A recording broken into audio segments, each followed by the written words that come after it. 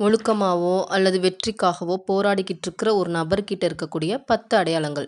1. Consistency, அதாவது ஒரு செயலை எடுத்துட்டு பாதியிலே விட்டுறாம அதை தொடர்ச்சியாக தினம் தினம் செய்யக்கூடிய ஒரு பழக்கம். 2. டைம் மேனேஜ்மெண்ட், அதாவது நேரத்தை அவங்களுக்கு ஏற்ற மாதிரி உபயோகிக்கிறது, ஒவ்வொரு நொடி பொழுதையும் அவங்க மதிக்கிறது. 3. கோல் ஓரியன்ட், அதாவது அவங்களுக்குன்னு ஒரு தனியாக இலக்குகள் வச்சு அதை நோக்கி பயணம் செய்கிறது. 4. செல்ஃப் கண்ட்ரோல், அதாவது சுய கட்டுப்பாடு சுய ஒழுக்கத்தோடு இருக்கிறது. 5. பஞ்சுவாலிட்டி, அதாவது நேரத்தை தவறாமல் என்ன செய்யணுமோ அதை கரெக்டாக அந்த நேரத்தில் செய்கிறது. 6. ஹெல்தி ஹேபிட்ஸ், அதாவது உணவு கட்டுப்பாடு உடற்பயிற்சி இந்த மாதிரி ஆரோக்கியமான பழக்கங்கள் இருக்கிறது. 7. ஃபினான்சியல் ரெஸ்பான்சிபிலிட்டி, அதாவது நிதி பொறுப்பு, கொடுக்கறது வாங்குறதெல்லாம் சரியாக இருக்கான்னு பார்த்துக்கிறது, பணத்தை சொத்துக்கள்லாம் சரியாக நிர்வகிக்கிறது. 8. அட்டென்ஷன் டு டீட்டெயில், அப்படின்னா எந்த காரியத்திலையும் கடைசி வரைய கவனம் செலுத்துறது. 9. ரிலையபிலிட்டி, அதாவது நம்பகத்தன்மையோடு இருக்கிறது.